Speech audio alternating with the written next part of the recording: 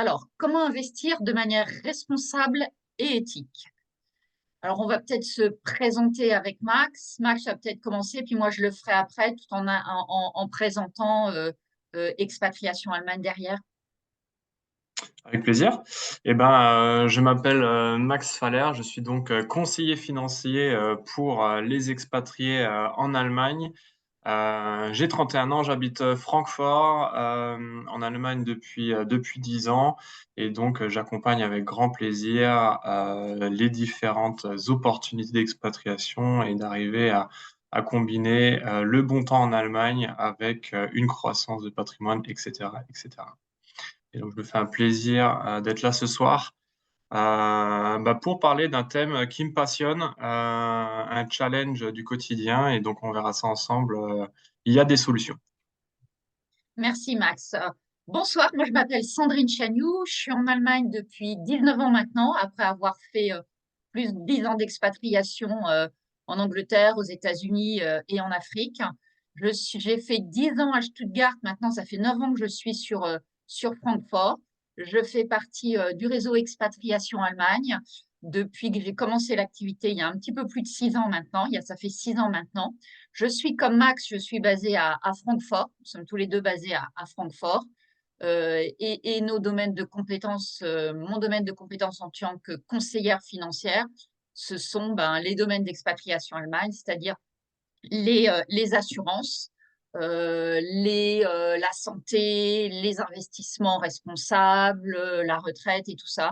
Et à chaque fois que l'on doit mettre des fonds dans la retraite ou de faire des assurances vie, c'est quelque chose qu'on nous demande de plus en plus. C'est pour ça qu'avec Max, on a eu envie de faire ce webinaire. Nous faisons partie tous les deux du réseau Expatriation Allemagne, qui est un réseau d'experts spécialisés dans les démarches administratives, assurantielles et fiscales des Français en Allemagne. Nous avons 3, 4 bureaux en physique. Nous sommes sur Francfort, Munich, Stuttgart et Berlin en présentiel. Mais en fait, depuis le Covid, avec Max, on fait toute l'Allemagne. Que vous habitiez Berlin, nous on est à Francfort, ça n'a aucun avantage. C'est un des gros avantages du Covid.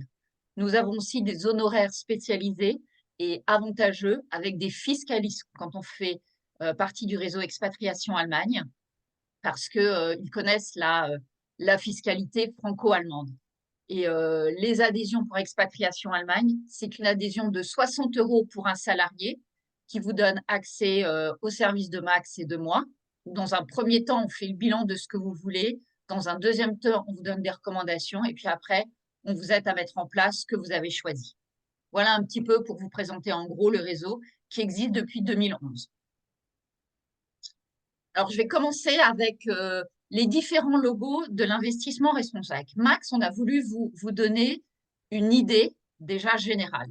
Donc, on a 3 différents logos. On a d'abord le PRI, c'est l'initiative des principes pour l'investissement responsable et volontaire. Il est soutenu par les Nations Unies. Et en fait, il n'y a pas vraiment de réglementation stricte en tant que telle, mais ils veulent promouvoir en fait les pratiques d'investissement responsable. Après, on a ESG, on connaît beaucoup plus. C'est environnement, social, gouvernance. Donc, c'est un ensemble de facteurs qui est utilisé pour évaluer les pratiques durables et responsables des entreprises. Et il englobe, en fait, les impacts environnementaux des activités, les aspects sociaux tels que les relations avec les employés et les communautés. Et vous pouvez le voir avec tous les différents petits logos et on le verra tout à l'heure un petit peu plus en détail. La pratique de gouvernance, excusez-moi, de l'entreprise, ainsi que la transparence et la responsabilité. On voit de plus en plus avec Max, c'est quelque chose où on nous demande énormément maintenant, ISR, ESG, on va absolument en avoir. Le dernier qu'on connaît très bien en France, c'est le label ISR, qui est investissement socialement responsable. Donc, il y a certains pays comme la France, justement, qui ont ces labels et qui sont attribués par des organismes de certification. Pourquoi c'est important? C'est important parce que grâce à ce label, les fonds d'investissement, ils vont pouvoir dire, ben voilà, nous, on est engagés vraiment dans les critères socialement responsables. Donc ça, on en a de plus en plus. Et maintenant, Max va vous définir ce que c'est que l'investissement responsable. Merci Sandrine. C'est vrai qu'on voulait d'abord un petit peu montrer des logos pour aussi pour partager certaines choses que peut-être vous avez déjà vues, peut-être que c'est nouveau, mais également passer un petit peu de temps sur de la définition. Alors la partie éthique et responsable à définir est toujours très compliquée, hein. On a différentes sensibilités et différents regroupements, que ce soit en politique, dans les associations et autres. Euh, mais c'est important quand même d'arriver à se regrouper derrière des lignes directrices, sinon on n'arrivera pas à faire avancer les choses.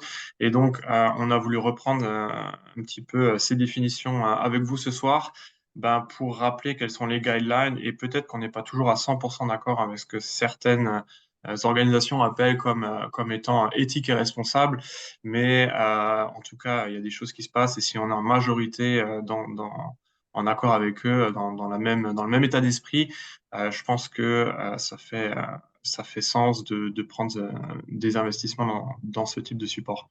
Alors, les deux points, la première, c'est l'investissement responsable, c'est ce qu'on a vu, hein. Qu'est-ce qui va être regardé principalement quand on entend un investissement responsable? On va très souvent s'orienter vers des entreprises et les entreprises, on va vérifier s'ils ont des critères environnementaux. Donc, typiquement, hein, qu'est-ce qu'ils ont comme impact sur l'environnement, les émissions de gaz à effet de serre, etc. Mais également, et on l'oublie parfois, il y a aussi un aspect social, hein, avec ben, l'équité dans la rémunération. Évidemment, le travail des enfants qui est interdit, ça paraît évident, mais il y a toute une grille, certaines choses qui sont très simples à acquérir pour une conscience occidentale, qui peut être un petit peu moins selon l'internationalité de l'entreprise. Et ça m'amène sur le troisième point qui est la partie gouvernance. Ben voilà, comment est-ce que l'entreprise est gérée? Est-ce qu'il y a une vision sur le long terme?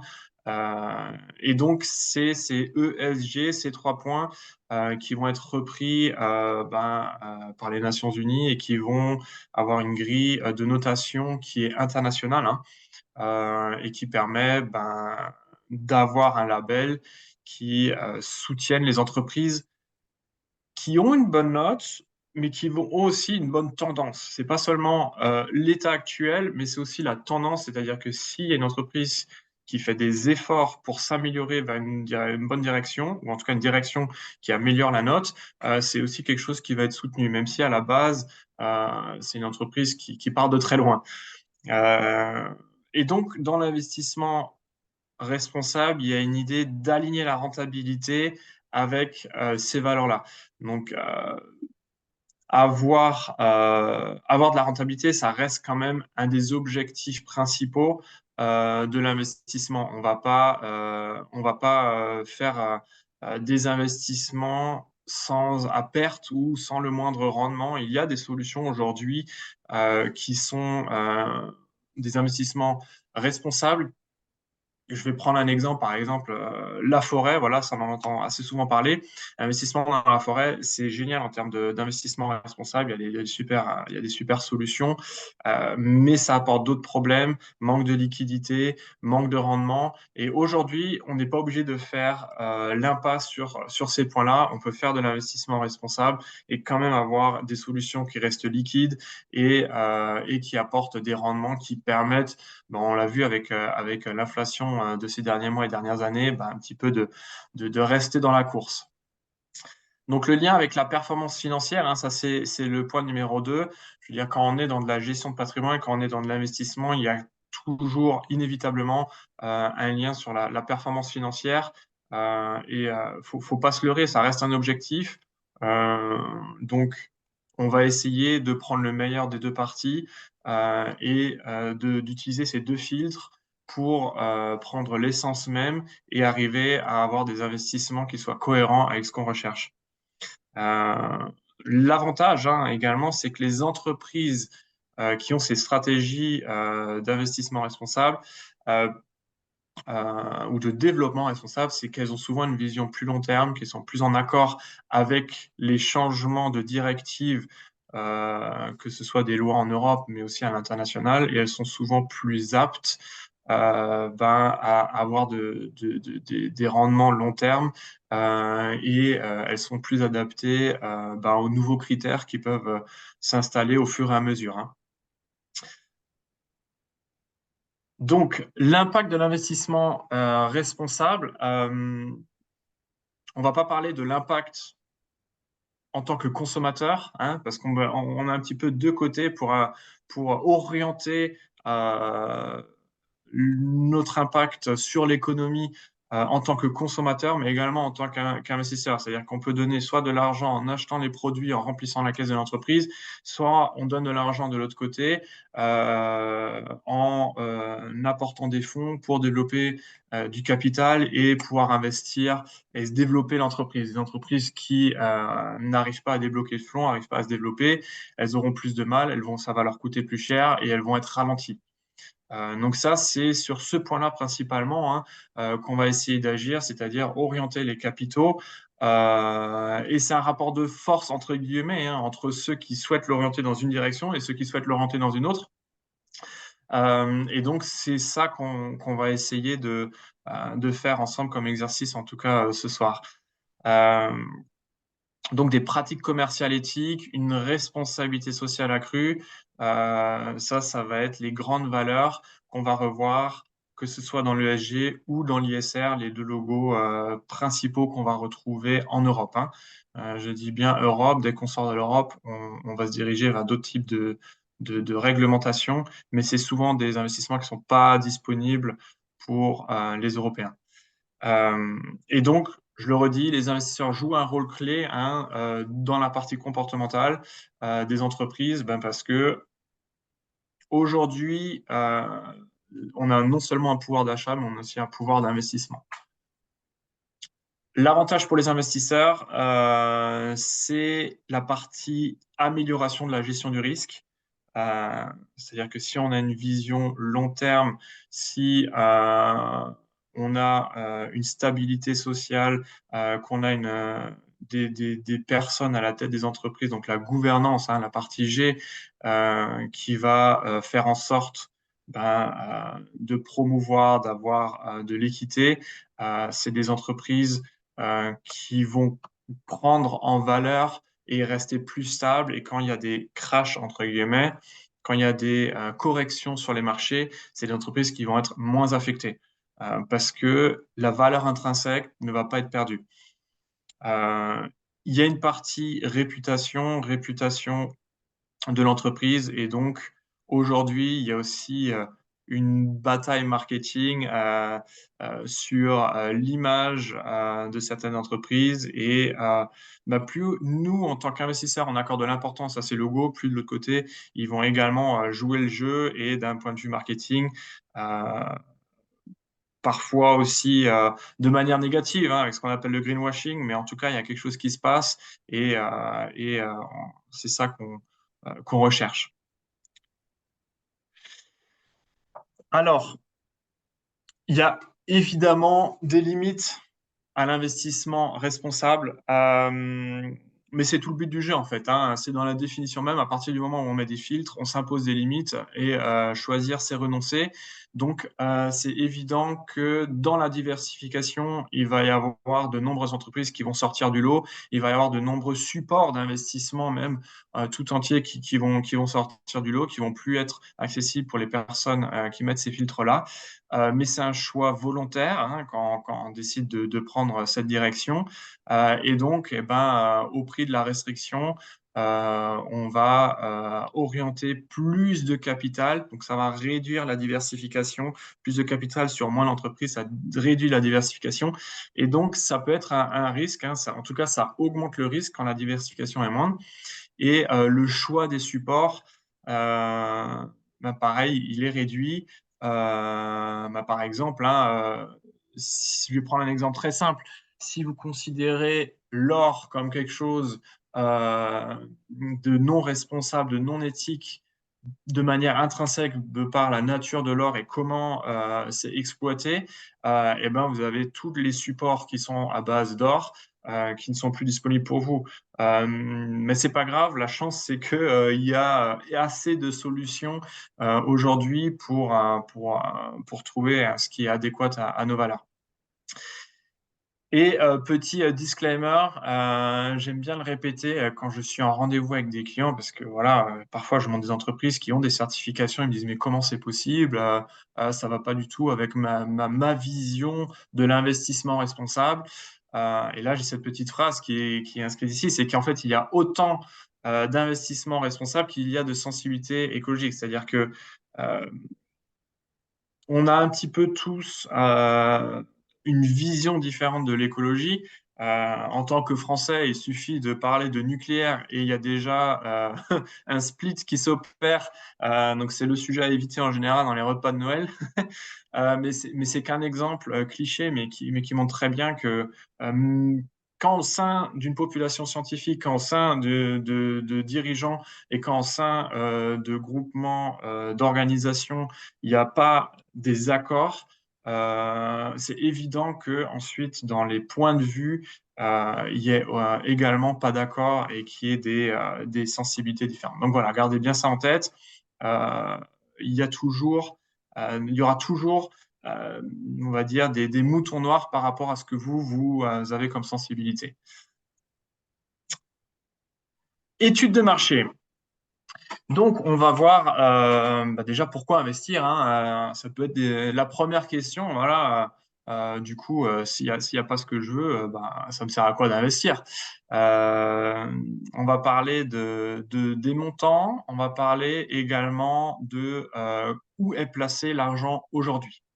Donc, une petite étude de marché qui va permettre de faire un tour d'horizon. Euh, Peut-être que vous allez apprendre certaines choses, en tout cas, je l'espère. Donc, le patrimoine mobilier des foyers, c'est le premier graphique de ce soir. La courbe, elle part d'elle-même, hein. Donc, c'est en milliards d'euros. Donc, on voit qu'il y a une croissance dans la valeur. Croissance dans la valeur qui est, pour ceux qui ont suivi un petit peu des cours d'économie, qui est principalement due à la création de dettes des différentes banques centrales, hein, que ce soit en Europe, aux États-Unis, en Asie et d'autres pays.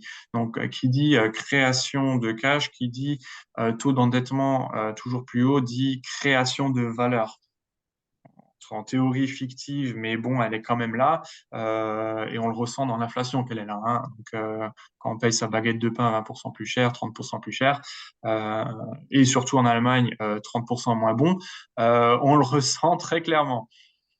Donc, l'idée d'investir, ça va être d'essayer de suivre cette augmentation de prise de valeur générale. Si on garde l'argent sous le matelas, on n'est plus dans le marché et du coup, on ne va pas pouvoir suivre ces prises de valeur. Donc, il faut être investi dans des supports qui profitent de cette montée en puissance et de cette augmentation.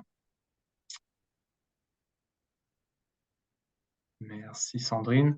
Classement des patrimoines par pays. Donc, on a pris les statistiques de la Deutsche Bundesbank. C'est pour ça que l'Allemagne est principalement mis en avant avec cette ligne rouge. On peut voir que la France fait à peine mieux, mais c'est pas non plus flamboyant. Trois lignes au-dessus. Donc, on voit par, euh, par Kopf, donc par tête, hein, pour ceux qui parlent allemand, donc par personne, quel est le patrimoine des habitants, des citoyens. Euh, donc on voit que la Suisse est loin devant. La Suisse profite aussi dans ce genre de statistiques d'un avantage de taux de change, hein, entre la monnaie helvétique et l'euro. Les États-Unis un petit peu aussi d'ailleurs, hein, vu que le taux de change a bien baissé. Euh, Ensuite, on a les pays Danemark, Niederlande, Suède. Donc, on a les pays du nord de l'Europe qui, de manière traditionnelle, euh, ont une culture de patrimoine où ils investissent, où ils vont faire en sorte de préparer des retraites, d'investir dans l'immobilier. À l'inverse, les bas de tableau, les moins bons élèves, ça va être l'Espagne, l'Italie et l'Allemagne. même si la France, je le disais, n'est pas loin. Mais en fait, il y a différentes raisons à chaque fois. L'Allemagne, principalement, c'est la partie conservateur, le besoin de sécurité. Hein, on le ressent dans la population, on le ressent dans la politique et on le ressent dans l'investissement. Donc, quand on a besoin de sécurité, en général, on va pas s'exposer au risque. Si on s'expose pas au risque, on ne peut pas s'exposer au rendement. Il n'y a pas de solution qui a un rendement élevé et un risque faible. Voilà, peut-être que j'en déçois quelques-uns ce soir, mais il y a toujours un triptyque, un triptyque pardon, entre liquidité, rendement et risque. Il faut trouver un petit peu le bon mélange entre tout ça. Et quand on a envie d'être orienté à sécurité, évidemment, on le paye sur le reste. Donc, l'effet de l'inflation, c'est une slide qui est importante pour se rendre compte que, certes, on s'en rend compte dans les supermarchés, on s'en rend compte dans les factures de gaz et d'électricité, ce que c'est que l'inflation. Mais ce qui est plus pervers, c'est l'inflation qui est indolore. C'est l'inflation, vu qu'on ne dépense pas l'argent, on s'imagine qu'on n'est pas affecté par l'inflation. Hein, donc c'est l'argent qui va traîner sur des livrets, sur des comptes courants, dans des coffres forts. Euh, et donc, avec le schéma qui est devant nous, on peut voir à 2% la différence entre 5 ans, 10 ans et 15 ans. Donc, si on part d'une valeur de 10 000 euros, si 10 000 euros à 2% d'inflation, au bout de 10 ans, c'est 8 200 euros. Au bout de 15 ans, c'est 7 430 euros. Donc, l'argent sur le compte en banque, évidemment, c'est toujours 10 000 euros. C'est ça le piège. C'est que l'argent, il va pas diminuer sur le compte courant, il va pas passer de 10 000 à 7 430 euros, mais c'est ce qu'on va pouvoir acquérir grâce à cet argent. Et donc, c'est difficile parfois vraiment d'avoir la conscience de ce que ça représente l'inflation sur du long terme. Sur des courts termes, on arrive à peu près à se le représenter, mais sur 15 ans, voilà ce que ça veut dire. Hein. Ça veut dire un quart en moins. Et on passe sur la ligne du dessous à 4%. Et donc là, évidemment, c'est encore plus flagrant.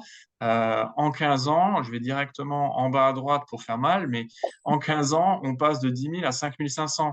Donc, on n'a pas divisé par deux, mais si on attend encore 2 ans, on est en dessous des 50% de baisse.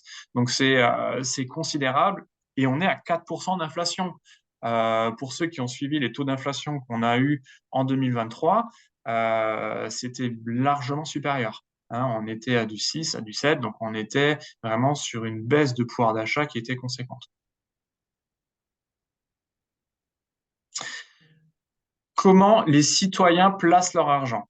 Pareil, c'est une étude que je trouve très intéressante. Ça permet de voir un petit peu des tendances, des manières. Là, on est toujours en Allemagne, hein, mais je peux partager l'information qu'en France, il n'y a pas une grande différence, si ce n'est qu'on va préférer, nous, Français, l'immobilier et qu'on est un peu plus investi sur les marchés. On aime bien notre CAC 40. Mais voilà. On voit les Schuldverschreibung, donc ça c'est les lignes de créance, donc ça va être des obligations d'État ou d'entreprise. Les actions, on a les fonds d'investissement qui vont être un mélange de ce qu'on a vu plus haut, donc les actions, les obligations principalement. Euh, et ensuite, on a un support qui est très apprécié en Allemagne, mais également en France, la Lebensversicherung, donc l'assurance vie. Et à juste titre, hein, c'est un outil un petit peu couteau suisse, on peut faire pas mal de choses entre préparer des retraites, etc. Mais c'est pas le sujet du jour. On en parlera dans un autre webinaire. Et ben, la ligne du bas, la grande gagnante de cette course, et ben, c'est le cash, les liquidités, l'argent qui dort. La grande gagnante de manière ironique. Hein, c'est important d'avoir des liquidités. Hein. Faut pas croire que c'est que demain, si vous videz vos comptes et vous mettez tout en investissement, c'est pas non plus la solution. Mais là, il y a des professionnels qui vous accompagneront pour trouver le juste milieu. Et tout est dans cet exercice de trouver le juste milieu entre je garde des liquidités, de la flexibilité pour voir venir et je ne me fais pas assommer par l'inflation. J'essaie de profiter de cette prise de valeur et je suis investi dans des valeurs éthiques qui correspondent à mes valeurs à moi. D'où la difficulté. Toute la difficulté. Je te redonne la main, Sandrine. Alors, on voulait vous donner quelques solutions. Merci Max. On voulait avec Max vous donner quelques solutions. Donc moi, je vais vous présenter la première des solutions dont il a un petit peu parlé. On va vous donner quels sont les outils à disposition. On va vous donner un petit peu des idées de rendement quand même. Si on parle de placement financier, on veut savoir aussi quel est notre investissement, quel est le rendement, parce qu'il vient de nous montrer l'inflation. Et on va expliquer en fait les implications fiscales de ces investissements. On voulait toucher à ces 3 points quand on va parler des solutions. Donc moi, je vais vous parler de quelque chose que les Français adorent, on aime tout ça, c'est la SCPI. Ce sont donc les sociétés civiles de placement immobilier. Max en parlait tout à l'heure.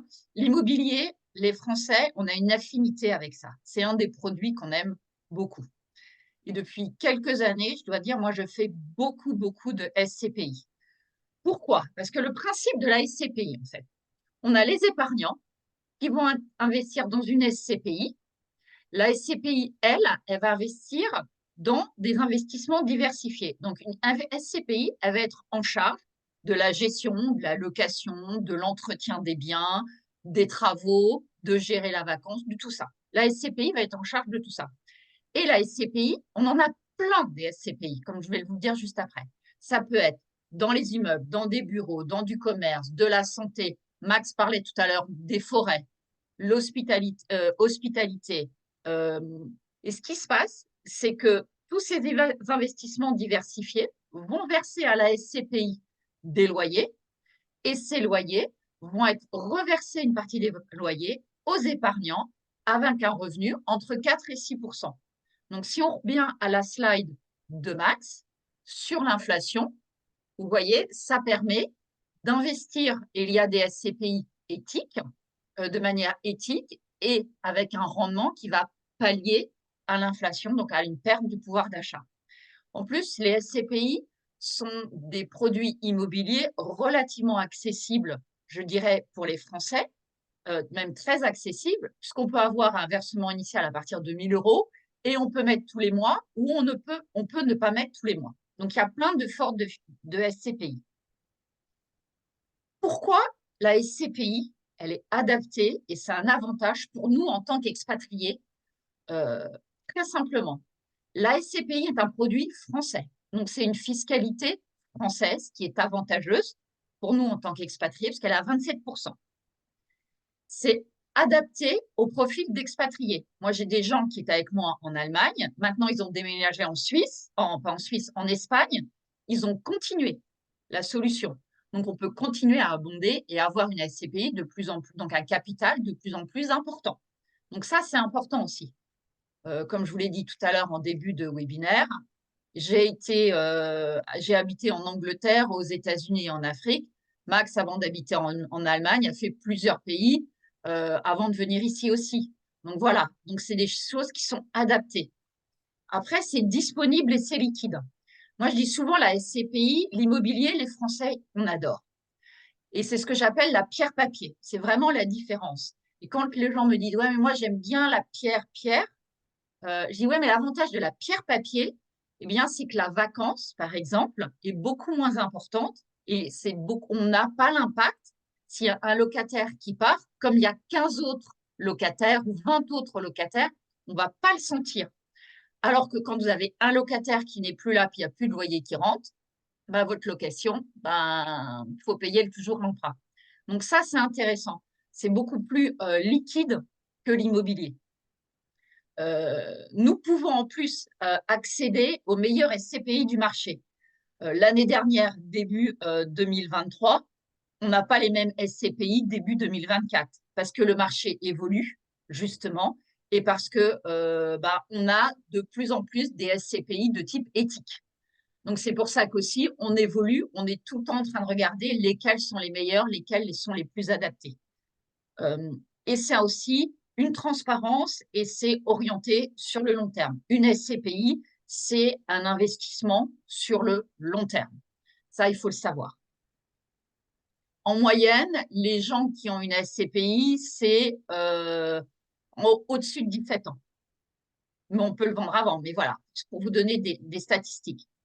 Donc, on a voulu vous donner un exemple d'une SCPI. Vous vous souvenez des labels dont on vous a parlé tout à l'heure, ESG, et comment une SCPI peut investir dans l'écologie.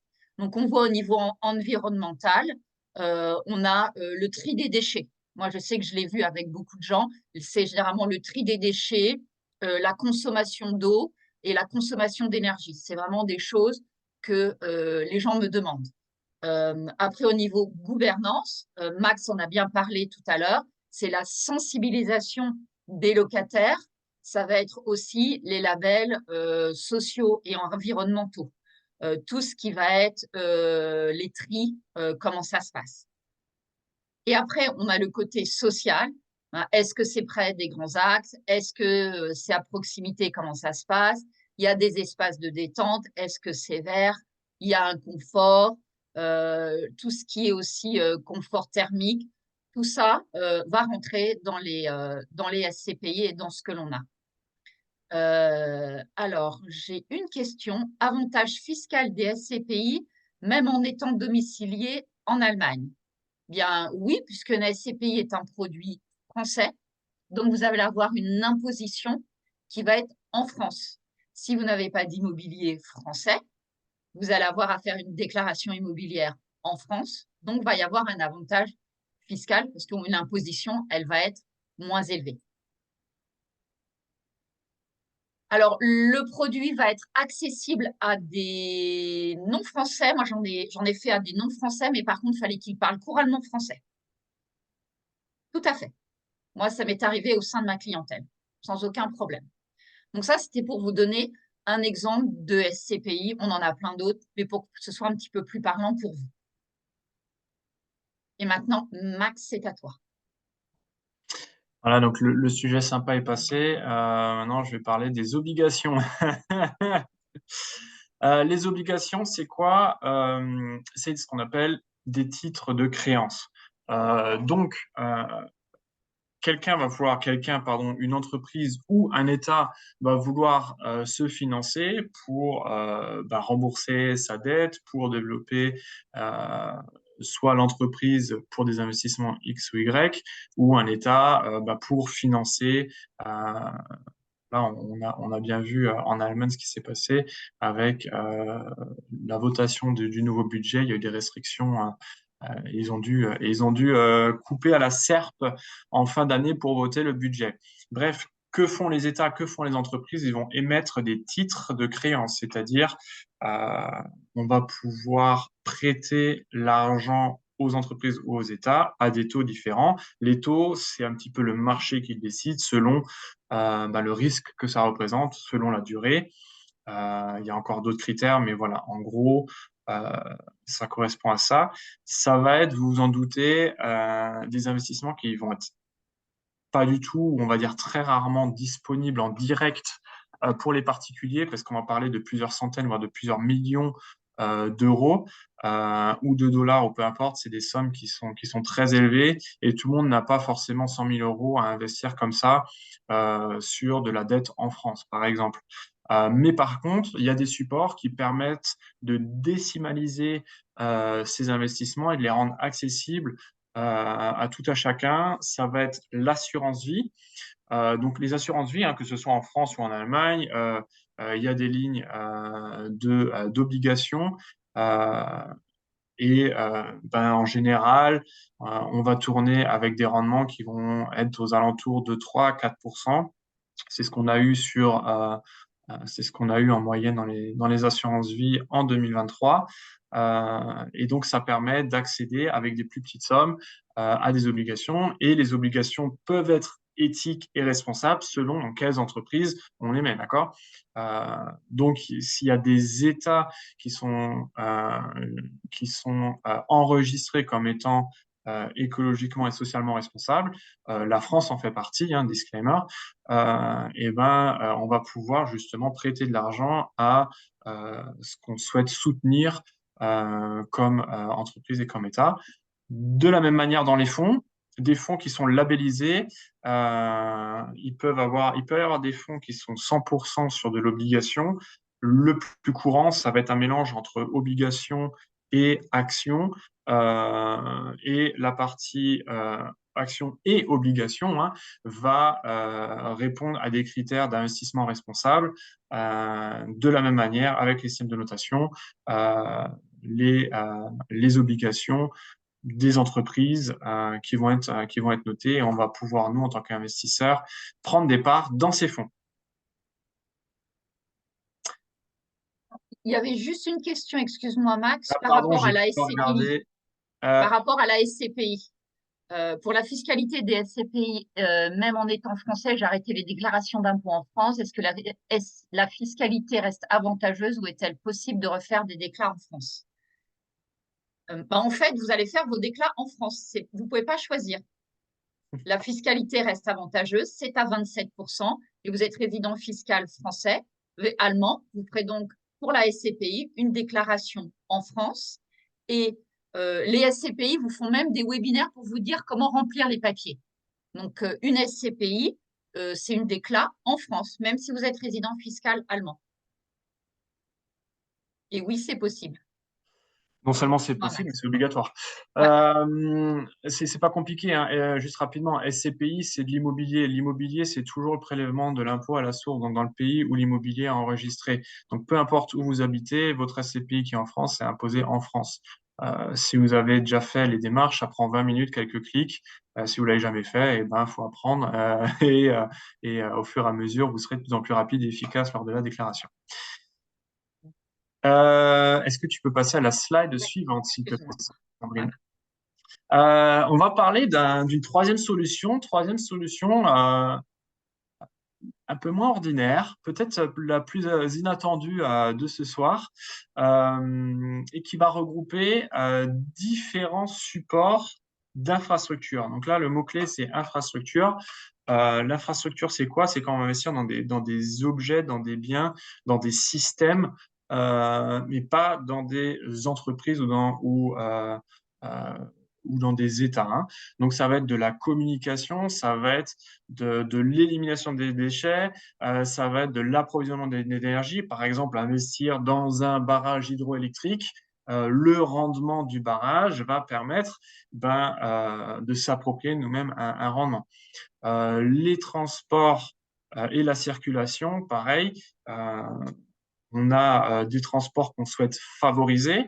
Euh, on va favoriser les voies ferrées, les voies de route et tout de même les voies navigables parce que ça reste un support responsable d'après les Nations Unies en tout cas. Et donc, quand on va combiner ces différents supports, hein, donc la communication, les déchets, les énergies, l'approvisionnement d'énergie, hein, les transports, on va déjà avoir quelque chose d'assez diversifié. Si en plus on le fait de manière à être implanté dans différents pays, on aura une diversification qui sera encore plus intéressante parce on aura une diversification de supports et une diversification géographique. Donc on fait ça sur des durées relativement longues. C'est en général des investissements qui vont plutôt être pour du 4-5 ans. Et on va avoir des rendements intéressants. Mais ça Rendement d'après? intéressant, c'est la slide d'après. Voilà. On est assez fiers, on est assez fiers de ça. Donc, on a un fonds d'infrastructure qui va justement regrouper ce que j'évoquais tout à l'heure et qui a été lancé en début 2020. Donc, la charte que vous voyez devant vous, euh, elle parle d'elle-même, hein, c'est-à-dire que le rendement en même pas 4 ans, il a été d'une part à 100 euros, on est passé à une part, elle doit être à 123, je crois, aujourd'hui. On n'a pas les tout dernières. En gros, du 5% de moyenne annuelle. C'est très intéressant, quelque chose de stable qui n'est pas impacté par les différentes crises, hein. C'est-à-dire que on va prendre l'exemple du Covid parce que c'est la plus récente, mais lors de la crise du Covid, le barrage hydroélectrique, il a continué à dégager le même rendement. Donc, on a quelque chose de relativement stable et on le voit dans ce graphique. C'est-à-dire qu'il y a des périodes de plateau, il peut y avoir des mini-baisses par moment, hein. Ça, c'est pas impossible. Mais la tendance sur 4 ans, elle est largement à la hausse et de manière responsable et éthique. Donc ça fait extrêmement plaisir. C'est un support qui est pas disponible n'importe comment ni n'importe où. Là, il va falloir être accompagné par des professionnels, hein. Et maintenant, qu'est-ce qu'on fait? On a montré, on a fait un petit tour d'horizon des différents logos. Donc ça, vous pouvez vous en servir pour identifier les investissements qui sont responsables. On a parlé du cadre de définition. On a parlé de l'état des finances, une petite étude de marché. On a apporté des solutions, 3 solutions majeures. Euh, Après, je pense que c'est important, et évidemment que je vais dire ça vu que c'est mon métier, mais je pense que c'est important d'être accompagné, hein. Trouver le bon mix, trouver les bons supports avec les bons montants selon les objectifs qu'on a. Là, ça va être un échange entre le conseiller et la personne ou le foyer en face et d'harmoniser un petit peu les souhaits et de trouver la bonne solution sur mesure selon les objectifs et le profil. On reste ouvert aux questions. On s'approche de la fin de ce webinaire. Donc, s'il y a des questions, n'hésitez pas. Je vois que la SCPI a fait jaser déjà quelques questions. Ah, mais c'est toujours comme ça, tu le sais bien. C'est typiquement nous, ce que je dis, enfin, c'est un des produits, l'assurance vie, la SCPI. On trouve que ça, c'est les produits préférés des Français, quoi. C'est les plus populaires et les plus connus. Et à juste titre, hein, d'ailleurs, hein. Hmm. Ce qu'on va faire avec Max, c'est que moi, je vais vous envoyer un petit email. Il y a un form que vous pouvez remplir. Si vous voulez avoir plus d'informations, si vous voulez qu'on vous voit, il n'y a pas de problème. Si vous avez des idées aussi de webinaires, n'hésitez pas à nous le dire. Parce que ce webinaire est complètement neuf. On l'a jamais fait au sein d'Expatriation Allemagne et c'est venu des demandes de nos clients qui nous disaient mais vous nous dites tout ça, mais ce serait sympa de le savoir en amont aussi, d'en connaître un peu plus. Donc voilà, c'est aussi pour ça que l'on a fait ça.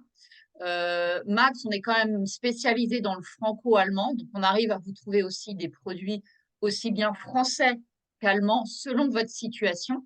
C'est-à-dire que si vous voulez rester longtemps en Allemagne, on peut faire plutôt une stratégie, voilà. Si vous voulez encore vous balader un peu partout, comme on a fait nous avec Max, bah, on peut s'adapter aussi et avoir des fonds éthiques. C'est ça qui est important. Et je voulais vous dire, si vous n'avez pas de questions, vous pouvez nous retrouver avec Max le 15 février, parce qu'on va vous parler d'un autre sujet, mais qui est très important aussi pour les Français, qui est le sujet de la santé. Et on vous présentera les 3 systèmes de santé que l'on peut avoir en Allemagne le 15 février. Et on vous présente aussi le 14 mars. Marx en a un tout petit peu touché tout à l'heure, la retraite. Et on pourra revoir, puisque certains fonds éthiques peuvent être mis justement dans la retraite et les retraites dont on parle. Donc, je pense qu'on aura peut-être aussi des questions, parce que ça ne vient aussi à ce moment-là. J'espère que vous avez aimé et que vous avez appris plein de choses. Et je vous dis au 15 mars ou à bientôt en tout cas. Merci beaucoup.